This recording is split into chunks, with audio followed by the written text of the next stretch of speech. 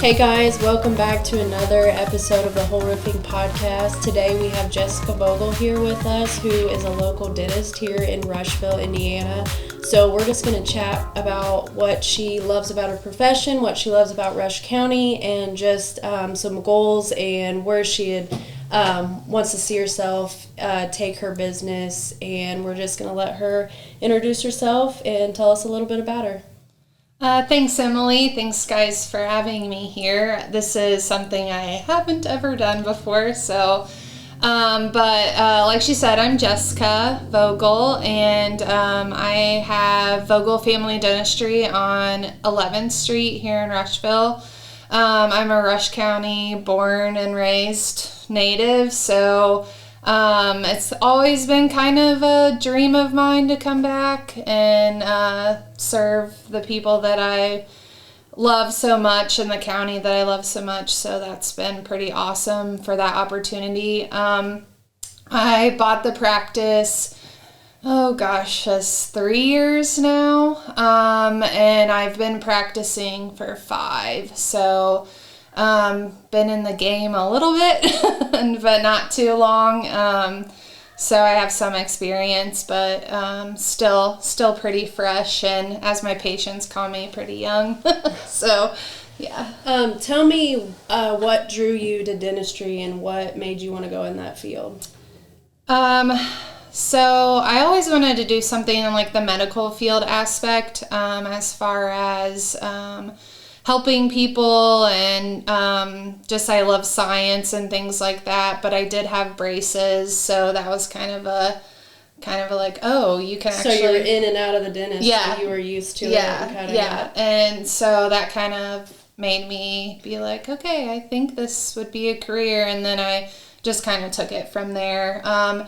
Actually, like wanting to come home though, that was always the goal. The plan. Yeah. Now, I know you went to IU, so how does that affect being around all the Purdue fans here in Rush County? I'm like a closet IU girl. Like, I just went to school there. I'm not like a huge like IU Purdue rival, but if we'll get in a battle about it, I'll say I'm for AU. But it's interesting. My aunt and uncle actually are Purdue grads, so that's kind of a disheartening fact for them. But, a little family rivalry right there. Yeah. Now, who does Doug root for? Or he's neutral. He's pretty neutral too. Yeah, our kids are rooting for IU right now because that's who they know to vote for. They know mom's in charge, right? Yeah, that's right. So tell me some of the struggles that you've had with just getting over the fact that you are a young business owner, and some of the just struggles of late night working, juggling that with family, being married. Just tell me about some of that. Yeah, it's definitely a balance that is hard to find sometimes. I have so much support from my in-laws, my family, just Doug.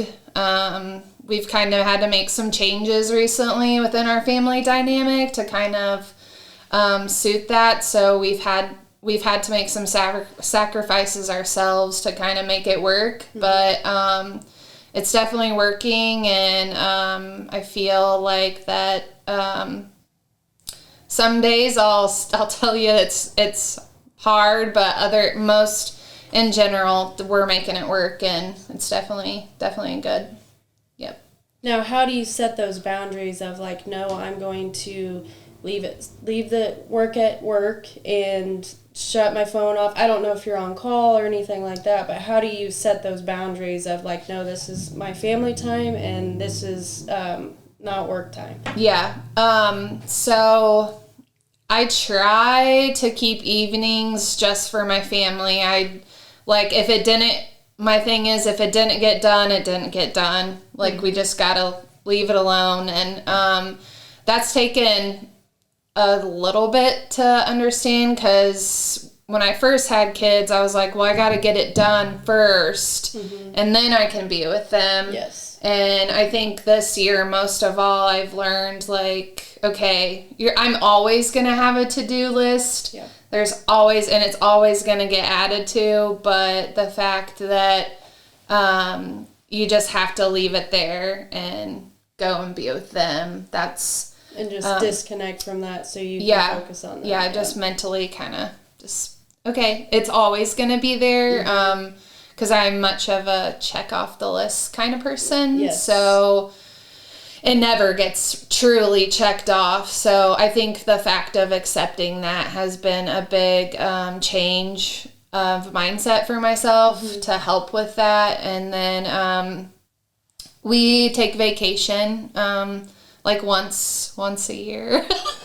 But that's good. I mean, sometimes we struggle if like, no, we're going to go somewhere and then, it doesn't happen. We've gotten better in the last several years, but and hard. Even if it's just like a weekend, we do a lot of spur of the moment stuff because Doug has livestock too, so that's not beneficial in any way for exactly.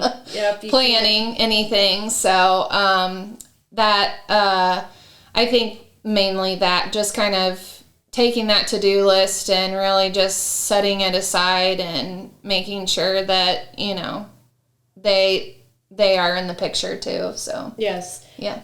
Now tell me something that you really that you've accomplished throughout your career or the business that you own now that really like motivated you and got you fired up of just like you were so proud that you accomplished that.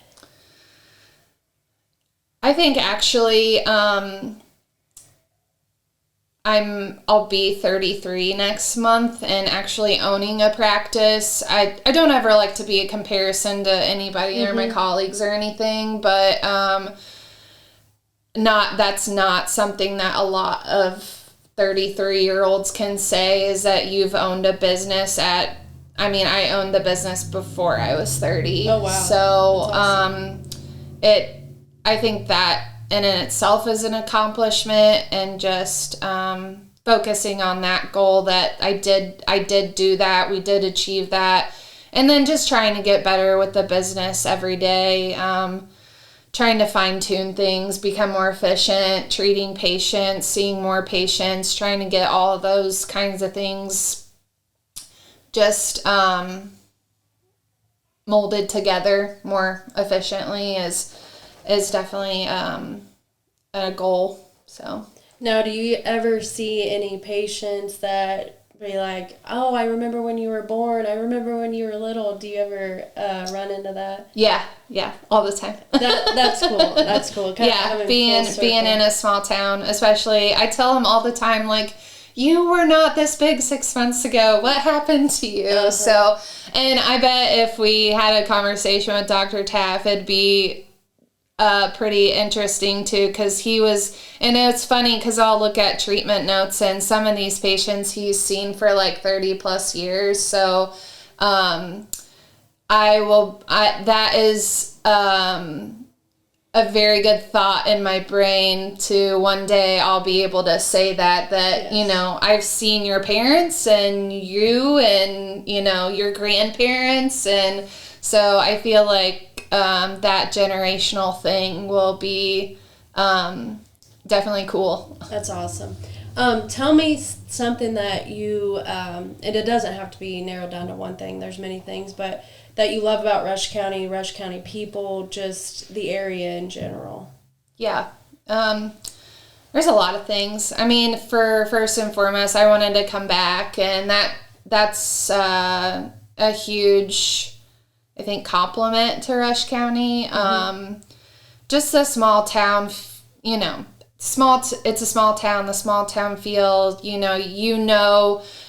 grandmas and grandpas and moms and dads of your friends, it's everybody's related. Yeah. Somebody's a cousin. Yeah. Or a cousin. Yeah. Those patients sitting in my chair are they feel like family, and They are some of the most incredible people, most interesting people that we have here, thoughtful people, just overall a good breed of people here. Yes. And I'm a transplant from Wayne County, but I've been here, I think going on 14 years, but everybody rallies around everybody when something's going on, somebody needs help. Yes. Just very community based, and people want to see Rushville become just this. It already is a great place, but there's so many things happening here. Yes, and I feel like everybody's excited about it. Yes, so that makes it that fun. too.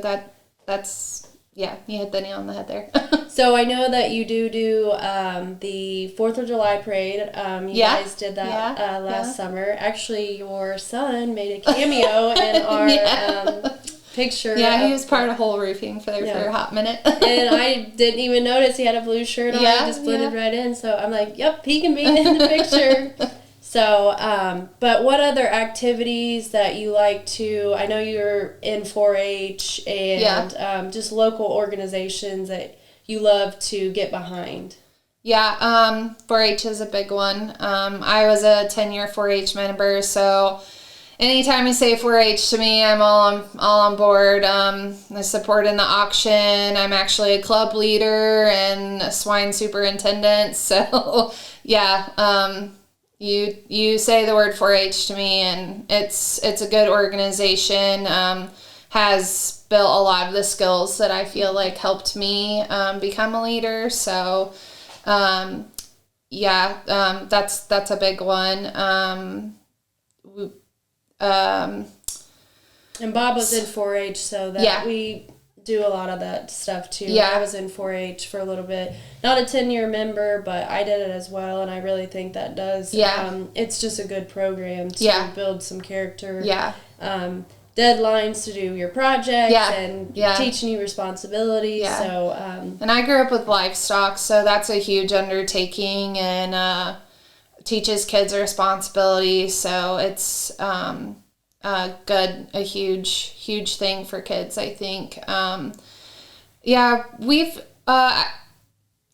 can't think of off the top of my head what else we do. I've done several like going to schools and talking about dental. I did that for a couple years, and that was good. So getting out in the community doing that.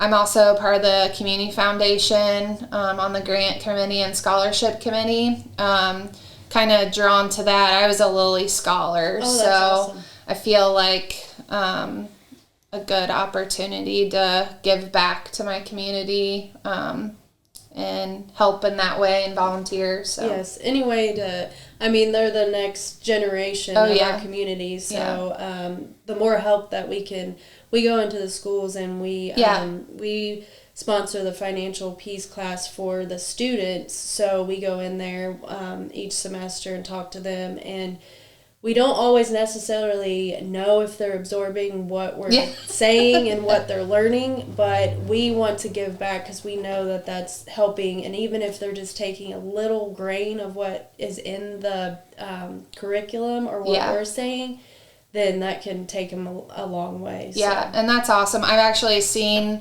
you guys do that, and I wish I would have had that because I probably wouldn't have so much debt. Yep. And I'm not justifying it, but you're a dentist. Yeah. So you have to go to school. Yes, you can't get your certificate that's what they out of tell a me. van in the alley, so I understand that. But if you would have had maybe more resources, you would have known. Yes, I wish I would have. I always tell like whoever, like kids, high schoolers in my chair, like, make sure the loans that you need to take out are what you need to take out. Like, start budgeting, now. And I know it's going to change and look different, but, you're kind of tied to that debt for life. So, kind of be mindful about what you're taking out. And I wish I would have had that kind of thought, or someone like that kind of class to help with that. So now, who is the spender of the relationship, you or Doug? He probably buys big ticket items. And says, we can make money, or we need this, like a tractor or something. Yeah. I get that all the time. Yeah, I would probably, he's going to kill me, but I'd probably say him. No, mine's Bob for sure. I budget shop, like I budget TJ Maxx, all that stuff. Yeah, so. my kids, like, I try to find secondhand clothes for, good shape, or buy at the consignment stores here, and Doug's like, I need a new pair of $300 boots. Something. Like, boots. You're like, no, you don't. Yeah. I'm like, that's okay, if you really need them. So, do you guys have animals currently at your house then? We do. Do you do any show pigs or any show cattle, anything like that at the moment? We're dabbling. Okay. And trying to get into it before the kids get old enough? Yeah. Okay, so yeah. they can show. We recently invested in some Charolais cattle, so which is Doug's like baby breed. Nice. So we have taken that on and helping my dad out with his cattle herd with his like my side of the family. So it's a good undertaking for us. So well, and it'll teach the kids responsibility. Oh, yeah. Like, hey, if you're gonna get an animal, you gotta get up, you gotta take care of it, you gotta feed and water it. You can't just take off on vacation for 2 weeks. Right. You gotta plan that out so somebody can take care of it while you're gone. How many years until they can be in 4-H? Proctor's, I think it's going to be a while. Proctor will be 5 in June. So, but they can start showing in kindergarten with Clover Buds. So if he's interested, we may be talking a year or maybe 3. So, nice. So, yeah. Now, he goes to Center, correct? Does he still go to Center? He actually, he goes to preschool here in town. Okay, because I think he went to school with Riley for a little bit. Yes, okay. I think so. Yeah. That's nice. Yeah. Let's talk about what's something that you want to inspire to do with your family this year. What's a goal that you guys might have set, somewhere you want to go? Just something, maybe you and Doug going somewhere. Yeah. You're like, I plan on working this year. I'm not thinking about that. We have a couple things. We always go to Michigan every year. That's the once-a-year vacation I was kind of alluding to. We've started that little tradition, so we'll do that. But kind of just looking forward to, what's to come. And I know in our prayers every night we've been talking about big decisions and big things in our future. So that's kind of where we're kind of in that little like waiting mode, I guess, right now. So, and it's this season of a life is just I wouldn't say hard, just chaotic. Because especially running a business, having small kids, trying to keep up with all that, and you're married, trying to keep kind of juggling it all. So I definitely understand that aspect. And it's hard for me and Bob because we're married, so there's like we have a hard time setting that boundary of like, nope, we're not going to talk about work right now. We're going to shut it off. We're going to play with the kids. A new thing that we've been doing is the kids got Domino's for Christmas, so we've been doing that. So, yeah, that's cool. So that's fun. That's nice. Where do you guys go in Michigan then? It's a little town called Onekama. It's like an hour south of Traverse City, so it's pretty far up there. Like 6-hour drive. So any beaches or anything up there? Yeah. Oh yeah, lakes. Actually, Lake Michigan's like right there, so it's it's close. And I've heard a lot of people go up there so they don't have to go far to get to the beach. Yes. And it's right there. I agree. And they say it's really nice. Yeah, I agree. So I would like to take the kids there sometime. Yeah, you should. So you should. It's nice. Something to, just another thing to take them and make those memories and just show them that, hey, we can work hard, but we can also play too. Yes, so, and our kids are getting old enough where they're understanding, like, hey, mom and dad are working all the time. Yeah. Like, is this kind of what life's about? So we've really tried to get better about just work hard, but you also got to play some too. Yeah. So we're getting better about that. It is hard because, when your name's on the door. It means a lot, especially when you build it up from the ground up. So it's hard to shut that off. So I completely understand where you're coming from on that aspect. Yeah. So you just have to almost physically and tell yourself I'm done today and kind of be with them and then some days I don't want to paint a picture that's always like that because some days like Christmas Eve I had to go in for a patient. So it's not always, it's not always like that. So you have to have that understanding, I guess, as a spousal and family relationship and I just think it's only going to make the kids better and understand. Every family dynamic is different, but, you just have to make it work for you. Yep, I completely understand that. So I'm going to pick your dentist brain. So let's give us a few things that are horrible for your teeth, like drink-wise, Monsters. Is Bob listening? Monsters.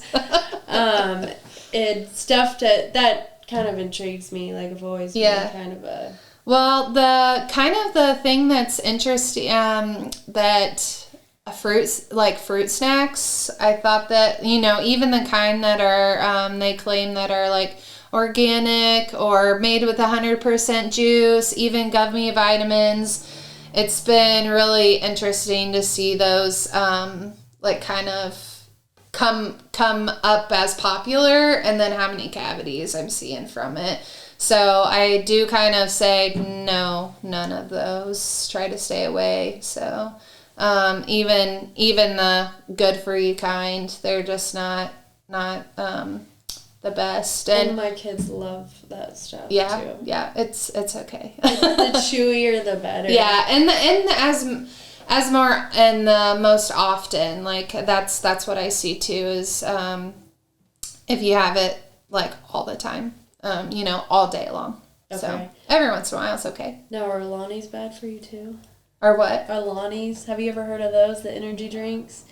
Well, that means they're not bad for you. Oh, I haven't heard those. I'll have to look this up. She'll text me later and say they're actually worse than Monster. No. So supposedly there's not very much. It's sugar, alcohol, but it's probably still the same. So I don't really know, but well, you'll have to look them up. And let me know because maybe that's that'll new to me. Curve me from drinking them if I know they're bad for my teeth. So. Yeah. Well, Jessica, I appreciate you coming in thanks. today and talking to us. We love Rush County too. We love to give back to Rush Yes. County. It's nice to have somebody that loves our community just as much as we do and that wants to give back to the community. So it's great to have someone around our age that is striving and building a business and raising a family like we are. So I really appreciate you coming in Thanks today. for having me. And guys, just catch our next episode. I'm going to be popping in and out between me and Bob, and I'm going to be doing some this year as well. So you'll see me from time to time. So just catch our next episode of the Whole Roofing Podcast, and we'll catch you on the next episode.